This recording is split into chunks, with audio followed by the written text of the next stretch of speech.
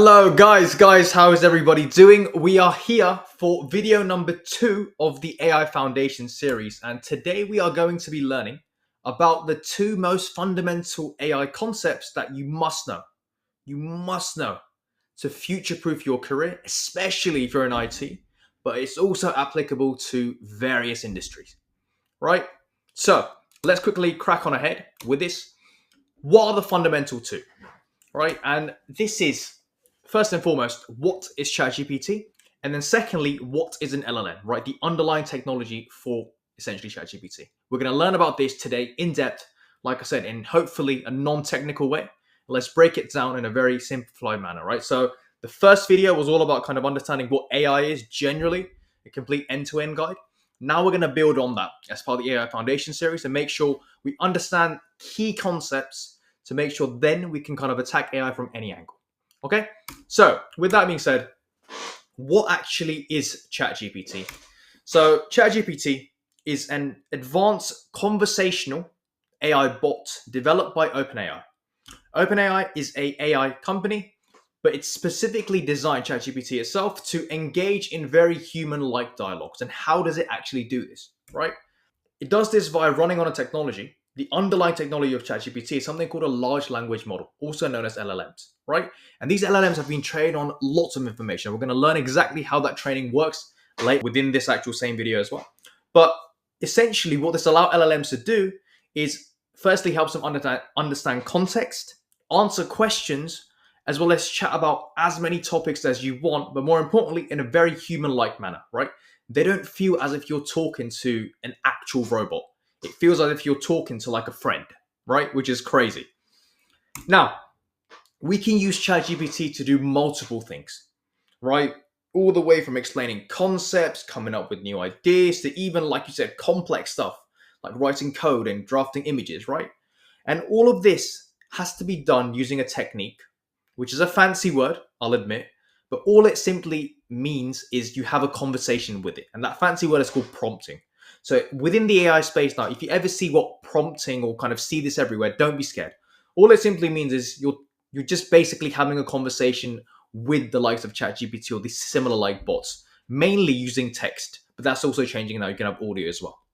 Okay, that's as simple as it gets, right? ChatGPT, an advanced conversational AI bot, through which you can essentially do a lot of different things using something called prompting. Okay, right. Now, how best to actually go ahead and think of ChatGPT, right? So, for all of my Suits fans, you look at the character and you instantly know what I'm talking about, right? But for those that don't, Suits is a legal show. And within that legal show, there's a specific character called Mike Ross. Now, Mike has this power where anything Mike reads, he's able to understand it. But then more importantly, away from understanding, he also never forgets it, right? Mike has photographic memory and he can remember anything and everything that he sees, reads, touches instantly. ChatGPT is Mike Ross basically come to life, right? So the best way to think about it, think of having your own pocket-sized Mike Ross that you can access either from a laptop or phone, always ready with a photographic memory for you, quick answers, impressive insights, but then more importantly, the ability to also learn anything instantly alongside yourself. Okay? Now, how to actually go ahead and access ChatGPT, right? They've made it very simple, even more simple than when it first came out. So you need to simply go on chatgpt.com, and I'm going to showcase this to you actually as well. Then you simply sign up or log in. So you create an OpenAI account if you're new, or log in if you already have one. Now, ChatGPT offers both free and paid plans. I always recommend starting with the free version, and if you think it's very useful, which you will see very quickly it is, subscribe to ChatGPT Plus for enhanced access. All this means it will actually give you more kind of ability to actually prompt a lot more and not like reach its limits, right? And then once that's it. That's literally it. Once that's done, you start chatting to ChatGPT, type in your prompts or the various questions, and ChatGPT will respond instantly, right? More importantly, it's available for your laptop, desktop, everything, but also for mobile access. So I've got the ChatGPT on my iPhone as well. Highly recommended. You can do that for iOS and Android as well. But with that being said, let's actually go ahead and actually look at what this actually looks like. Right, I'm going to now quickly move to my other screen to actually look at this in detail. So I'm on my other tab. I'm going to type in chatgpt.com and press enter. As you can see now, what they've done is it even allows you to prompt without even creating an account. This wasn't there when I first signed up for ChatGPT, which was in, I think, 2022, 2023. But essentially, to sign up, you simply go and click on the sign up button over here. You click on sign up. From here, you're actually allowed to go ahead and sign up. If you already have a Google, Microsoft, or Apple account, you can use, or just use any account that has an email address, right? Once you do that, you have access to ChatGPT, and you will see a screen where you can essentially, if I go into my actual ChatGPT, this is my actual ChatGPT where you can see everything. And once I start prompting it, you can see this is like my own profile, right? But then more importantly, then you've got a conversation history regarding everything, and kind of it tracks that as well, basically, if you have it. Okay. All right, cool. Now, with that being said then, ChatGPT, done. But then more importantly, what actually is an LLM and how is it able to power through the various stuff that we ask ChatGPT? Let's actually learn about the underlying technology in a bit more detail. Okay, now, LLM is a type of artificial intelligence designed specifically to understand, but then generate as well, human-like language.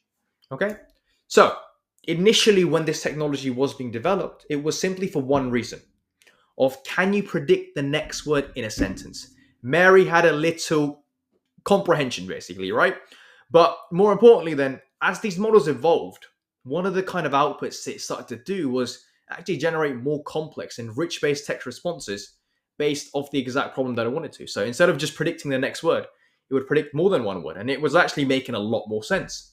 So the way it was able to do that essentially is these models are trained on massive data sets, right? Keep up, trained on massive data sets, including everything from texts to books to websites, various other sources, anything you see basically on the internet.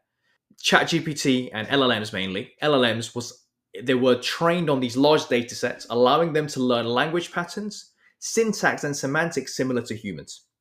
Okay? Now, what does LLM training actually consist of, right? So when kind of within the AI space, you see, oh, these models are trained. What does that actually mean? Let's simply go ahead and actually look at this, right? Now, LLMs like ChatGPT train through a process called machine learning, right? Where basically, like I said, we covered this in the first video, but we feed that machine massive amounts of data, right? We feed it into the model to help it recognize patterns, meaning, but then more importantly as well, the relationship between words, right? Think of it in a very human-like term, where we learn from parents when we first grow up, teachers, and books through school, right? Now, obviously, videos and audio, all this other stuff, but mainly that's what we do to learn. Except here, we're teaching the machine to understand language in a similar way, right? So before showcasing the exact process of this training of an LLM, right, let's actually have a look at how we humans get trained as we grow up, all right? As the parallels are very similar. So training in a human context, right? Let's start right from the get-go. Imagine a human that wants to learn about the world, right? What ends up happening? When we're a baby, what ends up happening? As we grow up, what ends up happening, right? We read a lot of books. If you don't read books, you at least, there's a lot of text around, right? Whether it's presentations you're seeing or words and stuff like that, we do that. Now, obviously, with the internet, we browse the internet heavily. But then more importantly as well, we have conversations with a variety of people, whether that's firstly your parents, then your wider family, then your teachers, then your tutors, right? All of this gives us a very broad understanding of language, culture, and kind of defines our general knowledge based on what we consume. Okay, that's the gathering knowledge phase. Then what we do is we actually either consciously or unconsciously break down this information. So when we learn new words, we might break them into parts or syllables to understand them better. Think about the first time we kind of said a sentence. It wasn't kind of the minute we kind of started speaking to our parents, it was we spat out a sentence immediately. It was, Dad, give me the milk. It was very much like we broke it down. Then we kind of, these small parts became the building blocks of kind of wider language itself, right? And that allowed us to make sense of different sentences and larger concepts, right? Everything was broken down into small pieces, and that's how we kind of essentially learn in small parts, all right? So once kind of we learn this information, how did we practice these language patterns, right? Now think about how humans itself, we verify our knowledge, not just when we're kids, right until education in general, to the point where even past education, like tertiary education, It's mainly through tests and exams, right? There's tests the minute you kind of enter school and you're old enough, there's a lot of tests and exams. And what are these? We're basically verifying anything that we've learned in school, or we're testing it and saying, is it right, what we're learning, right? And this kind of applies all the way through school, primary school, secondary school, or high school for the Americans, kind of all the way to university and college as well, right? And if you think about tests in general, very generalized, most of these tests are simply a form of fill in the blank, right? Solve this problem, right? It's a proven way of us learning and actually noticing, are we right or wrong? Now think of the comprehension where we try to predict the next word. If we get it right, yes, you validated the fact that you've done well and you've learned what you had to. If not, we learn through our mistakes, but then we learn the correct answer, what it should be, right? And then basically through practice, we then start to recognize different words together naturally in a sentence, right? But then more importantly, once we kind of get good and kind of get that basic fundamental understanding, we may actually go for some specialized training where we might get coaching to speak in a specific way. For example, learning to speak more politely. Or we've all been through that phrase where when we were kids, we simply said, I want that. And then our mum said, I want that, please, Lay. Right? So the specialized training, or how to answer questions more clearly, or respond appropriately in different sayings, right? All of this makes us better suited for the real world, aka speaking to wider humans as we kind of grow up, right? But then more importantly, then the final stage of training in a human context is then after that specialized training where we're specifically learning, for example, like I said, to answer politely a specific skill, we might get feedback from a mentor who listens to responses and gives feedback on what we did well and what we could improve. A lot of our mentors in our lives are essentially our teachers, kind of university professors, or even then our bosses and our managers at work, right? All of this, they kind of give us feedback regarding what we're doing well and what we could improve. Their guidance helps us refine our answers, as well as then learn what type of responses work best, as well as how to avoid mistakes we may have made in the future. Okay? And that's now training in a human context. Let's look at the parallels and how close it is essentially to simply machines as well, right? So let's look at LLM training in the context of machines, where the first thing that we do is we collect a lot of data. Right, so we get a very large kind of data set and we feed it to the model. Now, remember here, model stands for large language model. We feed it to the model. And this large data set may be text from books, websites, articles, various different sources, right? So the aim of this is to give the model a wide understanding of language and context, similar to humans. Secondly, this is now where we start getting somewhat technical. Tokenization. Right? And it may seem a very complex word, but all it simply means is the following, right? It's very simple. Text data are broken down into tokens, aka smaller pieces of words or characters. For example, ChatGPT is one word. It may be broken down into 2 tokens, ChatGPT. Okay, now think of just any kind of sentence. It may be broken down into kind of 5-word sentence, may be broken down into 5 tokens or even more, right? And all this simply means is the way that the model processes these basic units of language, right? But then more importantly, once kind of the model's gone ahead and kind of broken down and basically learned the same way humans do in kind of small pieces, then it goes to pre-training, where it tries to predict the next token in a million of seconds. That's basically the comprehension exercises the model's doing. And each time it predicts correctly, it learns from that, versus when it predicts incorrectly, it adjusts internally and make sure it improves on the next thing, right? But then more importantly, then you may kind of see a term called fine-tuning. And fine-tuning simply is that specialized training for humans. Of after pre-training, we can actually fine-tune the model for more focused tasks or specific guidelines. For example, we might actually fine-tune the model to make sure it provides helpful, safe responses to follow conversational instructions, right? We don't want the model to be rude. We want it to be very specific. And within here, we can kind of make sure don't say certain words, don't say this, because the model, we're just feeding it information. To actually make sure it learns in the right manner, we have to make sure we correct it properly, right? And then finally, that human element is still there because in some cases then, the model can be further refined through a technique that we're not going to cover here, but it's called reinforcement learning from human feedback, right? So here, humans itself, human trainers of the AI, will rank or correct the model responses to guide it forward, better answers, making sure it helps them learn what responses are most appropriate. But now, with all of this being put together, how does this parallel to actually humans? So, the training similarities are as follows. Gathering knowledge for humans is the same as data collection for machines, right? We learn from books, we learn from various materials, we do the same thing, but instead of giving it to a human, we give it to a machine, right? Secondly, breaking down the information, right? We learn in small parts as humans, right? We don't read a book instantly, bang, sit down, right? The same way the model itself is doing the same basically thing, but it just calls it tokenization of kind of breaking down sentences in small tokens and learning one by one or kind of in various token sets. Then it practices language patterns. That's what we do as humans, right? That's where kind of we fill in the blank through mainly tests, right? Does the same thing. Pre-training, learning the language patterns. It tests itself. Are we getting the right answers? Are we not? Right? And how do we know that? Is it the preferred answer from the kind of book that we maybe read, or is it not? Then that specialized training part comes in, and that's called fine-tuning within the land of AI. And then finally, feedback from a mentor for human is the same as human feedback. But within the AI space, actually humans say, listen, you're doing this right, you're not doing this right, this is what you should do. Okay? Now, with all of this being said, the model basically learns how to do key things. First and foremost, how do words fit together to form logical sentences, right? We correct kids when they're younger to make sure they're speaking coherently.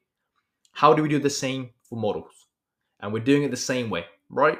This way, the model can actually, when it speaks back to us in a human-like manner, it's able to go ahead and fit together and form logical sentences that actually make sense, right? But then more importantly then as well, it can recognize context in conversations. So it can respond appropriately to us as well. Okay? Then finally, from a general knowledge perspective, it learns the facts and the general knowledge from the text data that we give it and the various data sets.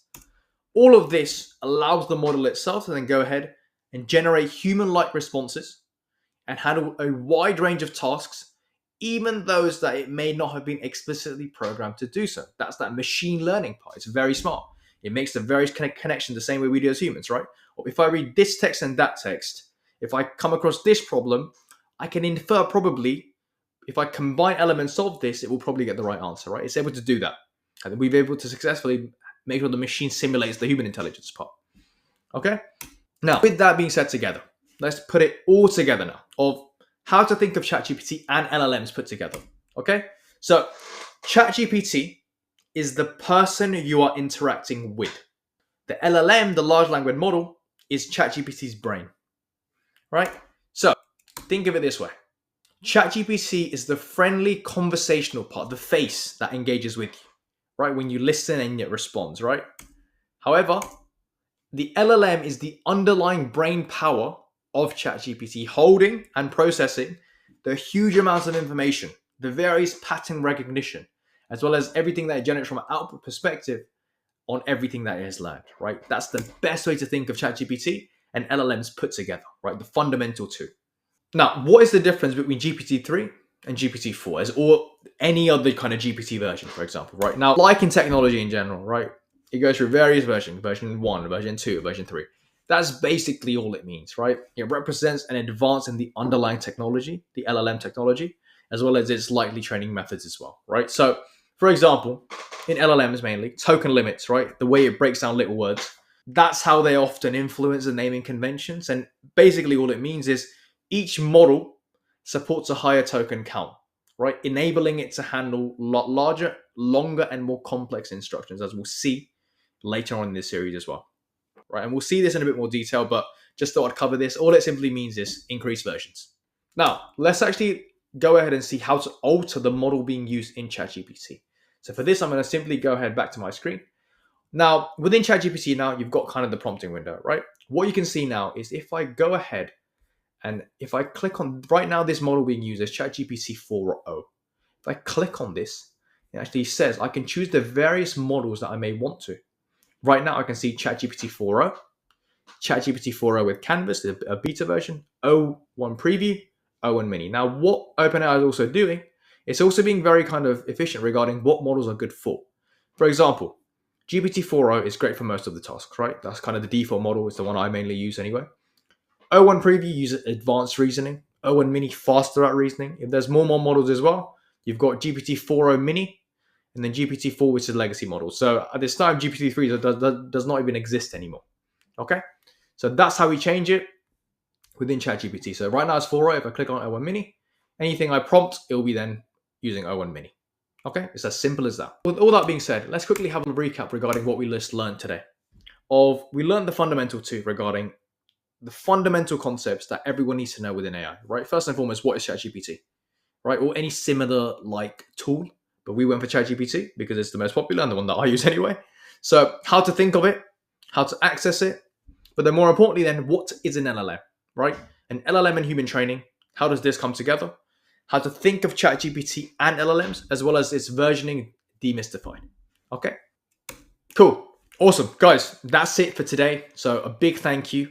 And for those of you that enjoy this video, do leave me a like, subscribe, share to someone that you think will find this useful or that wants to learn about AI. And for those of you that want to connect me on LinkedIn, please do kind of ping me on LinkedIn and just mention what you want. Leave a comment regarding what you may want to see in next videos. But this is the second video of the AI Foundation series.